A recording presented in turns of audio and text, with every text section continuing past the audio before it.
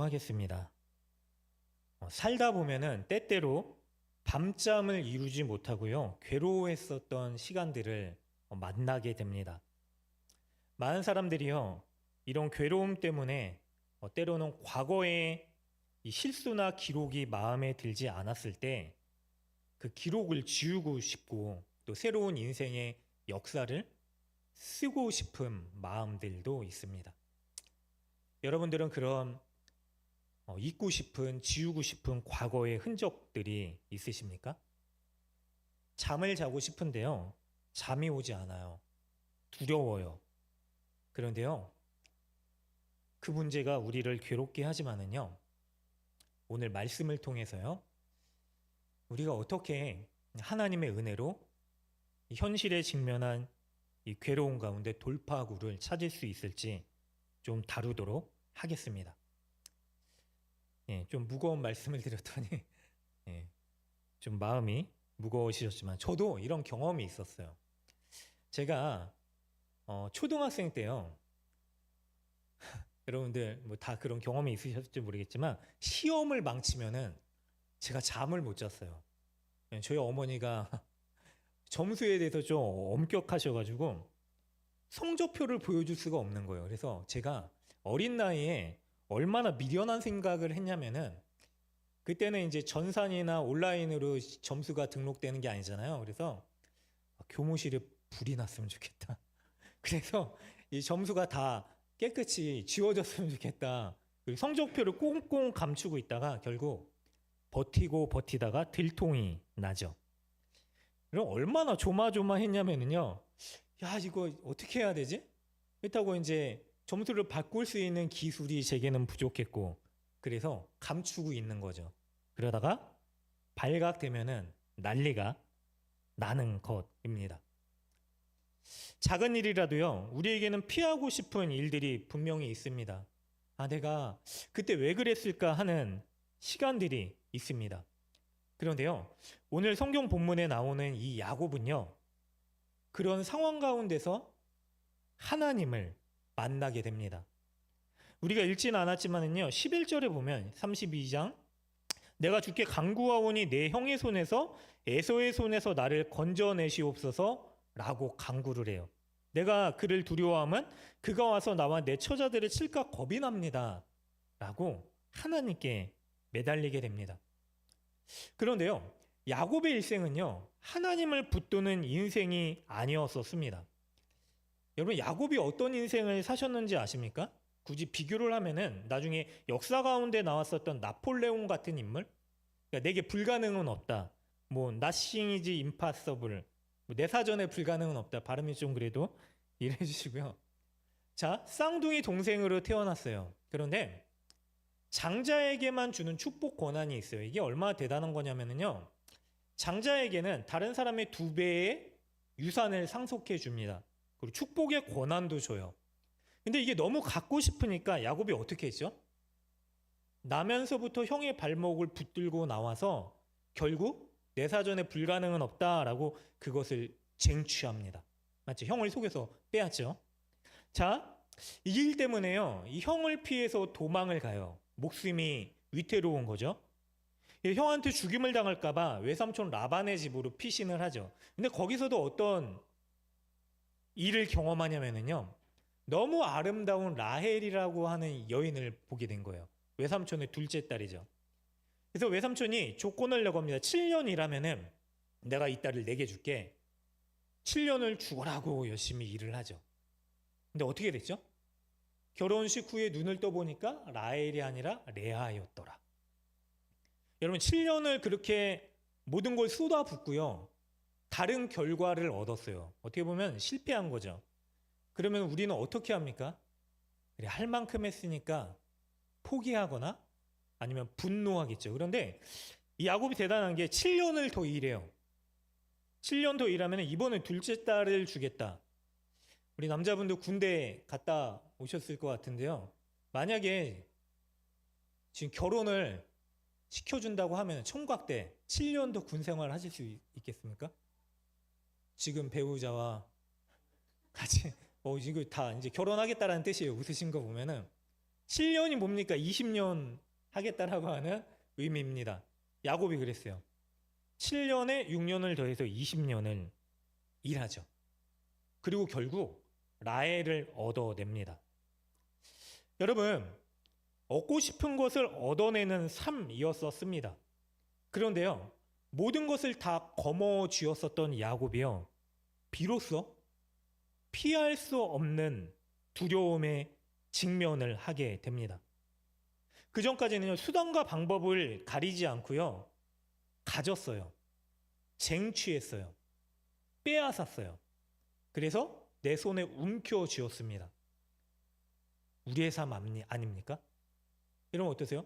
우리가 원하는 거, 정말로 간절히 바라는 거, 쟁취하고 잡고 가지는 삶을요, 우리가 삽니다. 그런데요, 그런 인생 가운데서도요, 절대로 피할 수 없는, 잡을 수 없는, 해결할 수 없는 문제를 만나게 되는 것이죠. 야곱에게 있어서는요, 바로 형인 에서였었습니다. 처음에는 에서를 피해서 도망가면 일이 해결될 것처럼 생각했겠죠. 그런데요, 결국은요, 다시 그 에서를 만나야 되는 상황 가운데 직면을 하게 됩니다. 그런데 이게 우리의 인생입니다. 인간은요, 아무리 피하고 피해도요, 우리가 이룬 삶의 결과를 맞닥뜨릴 때가 분명히 옵니다. 값을 치러요. 우리의 삶의 결과에 대한 값. 여러분 믿기지 않으시겠지만은요, 지금은 우리 가운데 직면하지 않아서 피부에 와닿지 않으실 수 있어도요, 그 값을 치를 때가 죽음이라는 문제 가운데 찾아오죠. 그리고 우리의 죄값을 치러야 되는 순간이 찾아오게 됩니다. 죄에 상응하는 대가가 분명히 있다라고 하는 것이죠. 야곱이요, 이 문제에 직면해서요, 잠을 잘 수 없는 고뇌와 번민과 두려움의 시간을 보내게 됩니다. 그의 인생이 어땠을까요? 형 에서를 피해서 이제 안 봐요. 안 보면 돼요. 근데 과연 편했을까요? 마음 한켠에는요, 해결하지 못하는, 풀지 못하는 과제로 남아 있었을 거예요. 만약에 형을 다시 만나면 어떡하나? 그런데 그 상황이 왔습니다. 그리고 나서 그가 취한 행동이 있습니다. 무엇이냐면 아까 읽어드렸던 11절의 말씀처럼 하나님을 찾고 진심 어린 간구를 해요. 이게 우리의 모습입니다. 여러분, 사람이 선택할 수 있는 가장 좋은 방법은요, 해결할 수 없는 문제, 고통과 고난을 만났을 때 취할 수 있는 가장 좋은 방법은 무엇이냐면요, 바로 전능하신 하나님께 매달려 간구하는 것입니다. 똑똑한 야곱이에요. 잔머리의 귀재입니다. 그런 그가요, 비로소 하나님 없이 살다가요, 하나님 없이 나의 지식으로 살다가요, 결국 하나님 앞에 엎드리게 되죠. 그런데요, 그런 야곱에게 하나님께서 응답을 이미 주셨어요. 12절에 보면은요, 주께서 말씀하시기를 내가 반드시 내게 은혜를 베풀어 내 씨로 바다에 셀 수 없는 모래와 같이 많게 하리라 하셨나이다, 약속을 주셨었거든요. 그런데 다시 이 고민과 두려움 가운데 들어가게 되는 거예요. 여러분, 하나님은요, 이미 예수님을 우리 가운데 보내주셨습니다. 그 사실을 알고 있기 때문에 이 자리에 우리가 앉아서 예배를 드리는 거잖아요. 그 약속을 이미 이루어 주셨어요. 야곱에게처럼요. 근데 우리가 두려움이 직면하면 그걸 잊을 때가 너무나 많이 있어요. 문제가 커지면은요, 문제보다 하나님이 작아 보이는 것처럼 여겨서요, 두려움에 무너질 때가 많이 있다라고 하는 것입니다. 결국 두려움 앞에서 하나님이 기억에서 사라지게 되죠. 온갖 생각들이 들어왔을 겁니다. 야곱이 그랬어요. 하나님을 계속 만났었거든요, 사실. 그런데요, 야곱이 그 하나님의 은혜를, 임재를 경험하고서도요, 다시 이거는 절대로 하나님이 어떻게 할 수 있을까? 두려움이 앞서고요. 하나님 앞에 기도를 했지만 어떤 인간적인 방법들의 수를 쓰냐면요. 16절부터 보니까 형한테 예물을 보내는 시도를 해요. 그러니까 한마디로 뭐 이렇게 형의 마음을 풀어주기 위해서 선물을 보내는 거죠. 보니까 그냥 보내지도 않아요. 여러 무리로 성경에서는 세 때가 나오고 그 다음 때들도 등장을 하는데, 그러니까 나눠서 쪼개서 보내는 거예요. 이 사람의 심리를 잘 알고 있는 거죠. 저 선물 한 번 받을 때보다 여러 번 받으면 좋잖아요. 큰 거 한 번이 좋으십니까? 물론 이제 선물마다 다를 수 있겠지만 야곱이 큰 거를 여러 번 보냈어요.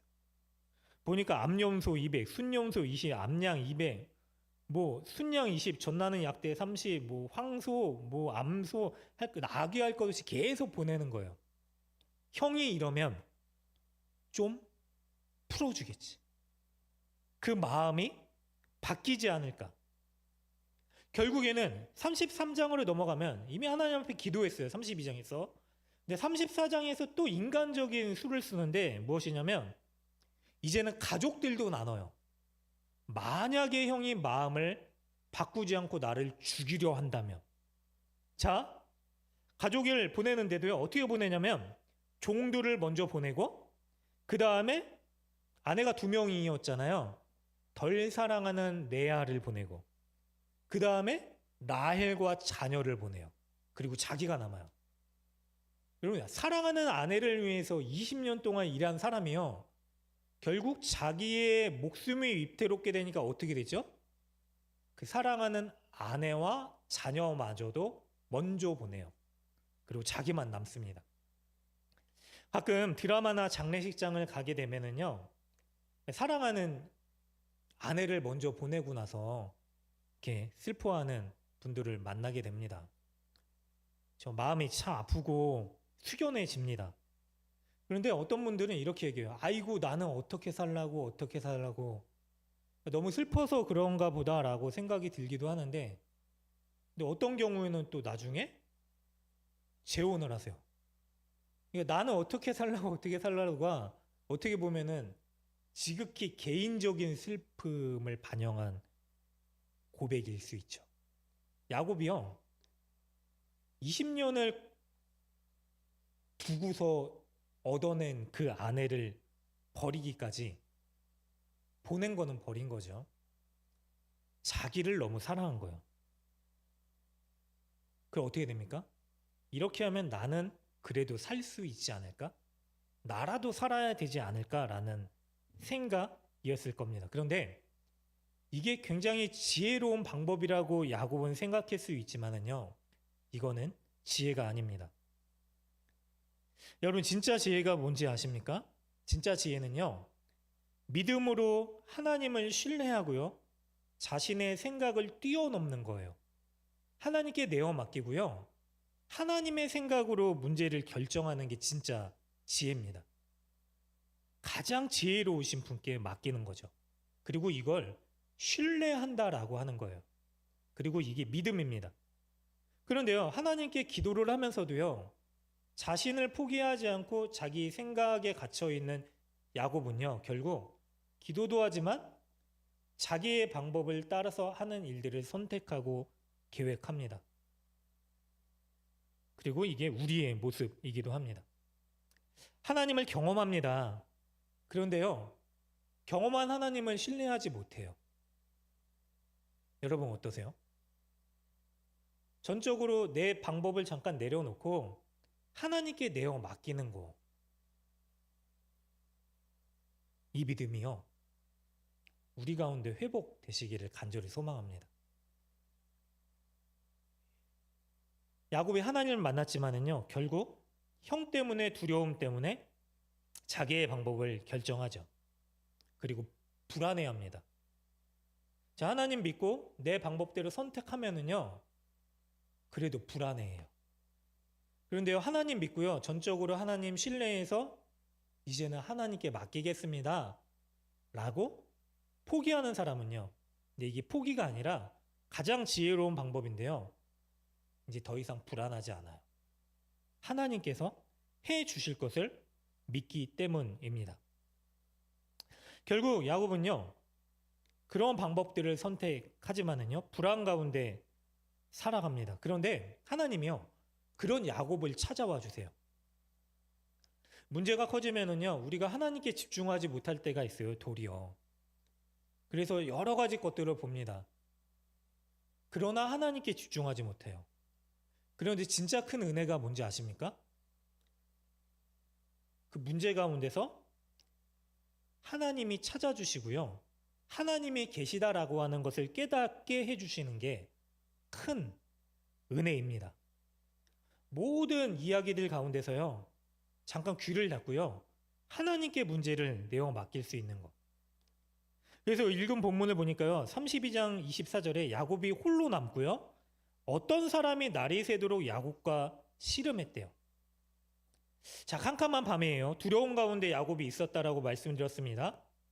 평생을 다른 사람들을 속이고 공격했지 공격받아 본 적이 없던 야곱이에요. 그런데 누군가 와가지고 싸움을 겁니다.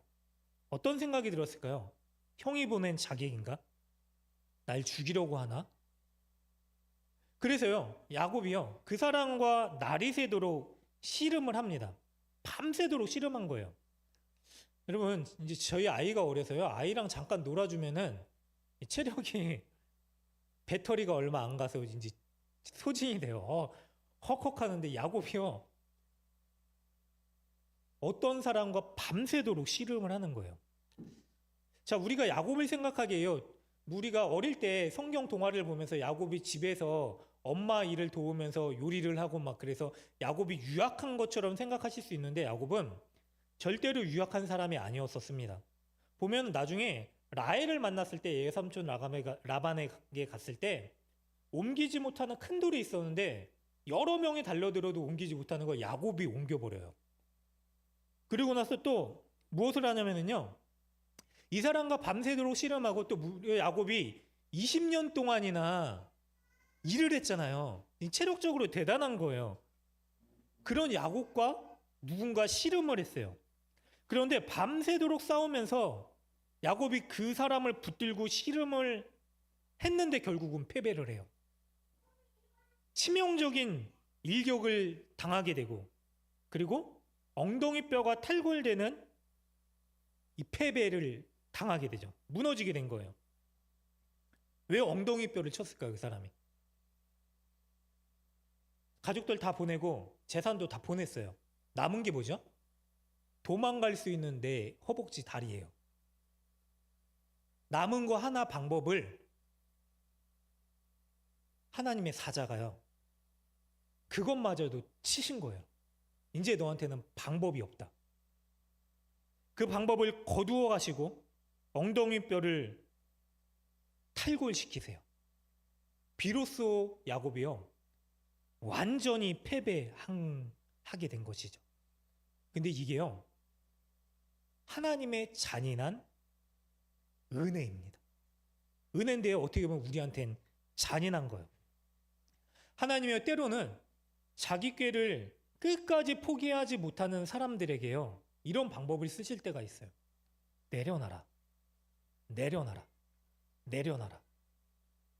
우리는 너무나 잔인하게 느껴질 순간들이 올 때도 있습니다. 그런데 이때가요, 가장 깊이, 가장 놀라운 하나님의 은혜를 경험할 수 있는 시간이 됩니다.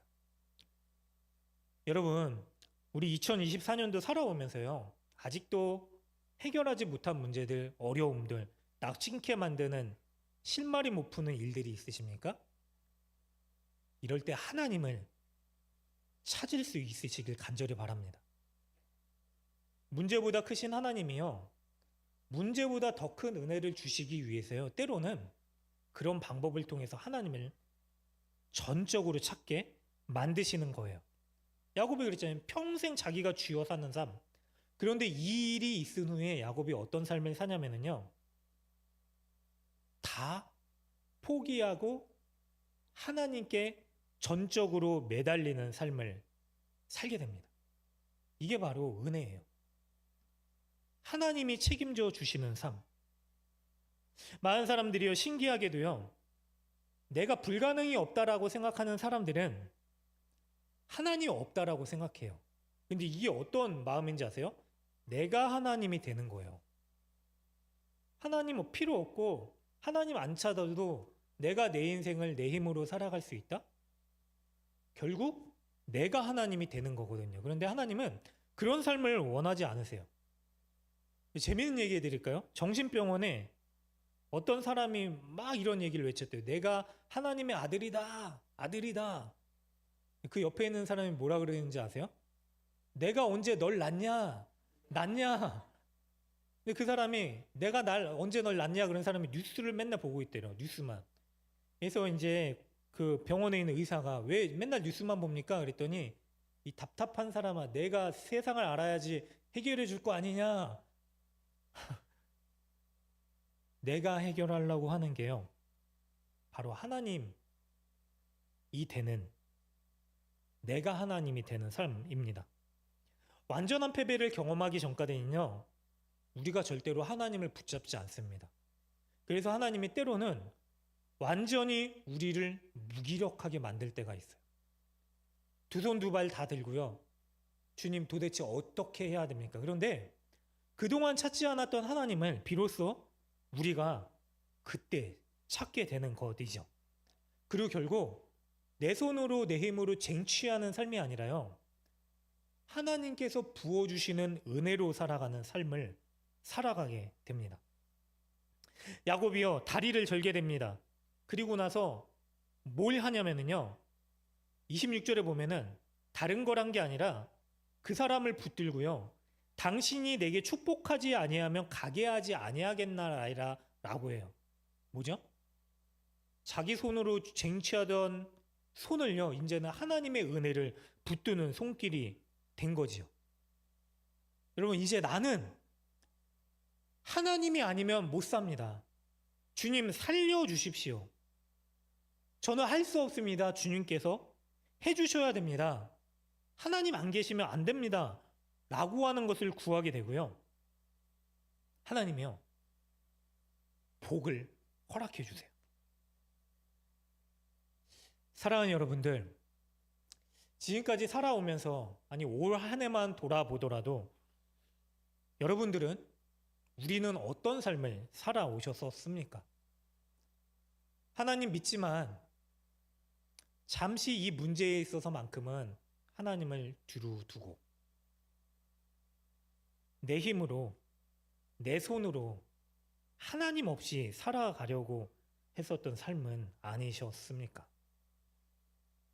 여러분, 때로는요, 우리가 하나님 앞에 무기력해지는 게요, 가장 강인해지는 방법이기도 합니다.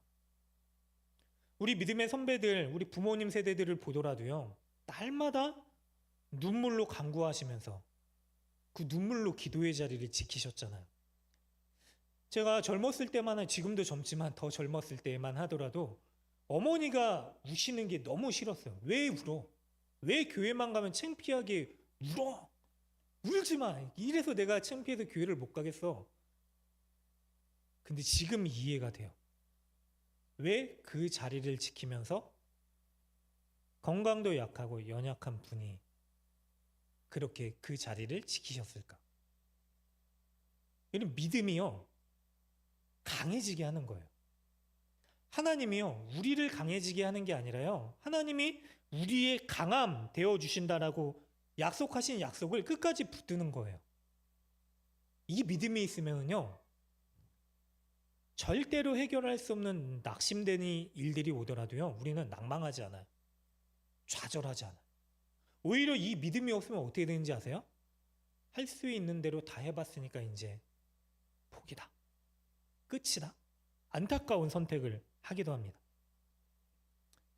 여러분, 그 하나님을 붙드는, 하나님의 강함되어 주시는 은혜를 포기하지 않으시기를 간절히 소망합니다. 그래서요, 하나님 앞에 무기력해지는 패배는요, 장엄한 패배예요. 제가 제목을요, 항복이 행복이 되는 패배라고 했어요. 하나님 앞에 항복하는 게요, 행복해지는 거예요. 결국 패배 뒤에요. 야곱은요 새로운 이름을 얻습니다. 이 사람이 물어봐요. 너의 이름이 뭐냐? 근데 이상하죠. 밤새도록 씨름했잖아요. 그럼 이 사람이 누군지도 모르고 이 사람이 와가지고 누군지도 모르는 사람하고 주소를 잘못 찾았네 죄송합니다. 그런 상황이 연출된 걸까요? 아니죠. 당신 이름이 뭡니까? 여러분 우리 자녀들에게 그러잖아요. 너 도대체 뭐 하는 놈이야? 그럼 제가 그럴까요? 고등학생 때 어머니 아직 모르시나 본데 앉아보세요. 제 교복을 입고 학생증을 보여주면서 사실 제가 이런 사람입니다. 저희 부모님이 네가 학생이어서 그랬구나 이렇게 되는 겁니까? 아니죠. 알아요. 이 말은 뭐냐면요. 너 학생이잖아. 너 하나님의 아들이잖아. 너 그리스도인이잖아. 너 야곱이잖아. 이제는 네가 이스라엘이 될 거잖아. 네가 하나님의 약속을 받은 자잖아 라고 얘기를 하는 거예요. 여러분 우리에게 주신 새 이름이 있죠. 이스라엘은 야곱이 다투어서 하나님을 이기다라는 말도 되지만 이게 보통 엘과 다른 명사가 좀 어려운 말이지만 같이 쓰면은 하나님이 목적어가 되는 게 아니라 하나님을 이겼다가 목적어가 되는 게 아니라 하나님이 주어가 돼요. 그래서 하나님이 재판관이 되어주신다. 하나님이 힘이 되어주신다. 하나님이 이기신다가 돼요. 너의 이름이 이제 이스라엘 하나님이 이겨주시고 통치하시고 다스려주시는 사람이 됐잖아인데요. 우리는요. 하나님의 다스림을 받는 자가 그 삶을 살아가지 않는 모습을 보이게 되는 거예요. 그러면서 하나님이 말씀을 하시는 거죠. 너가 예수 믿는 자잖아.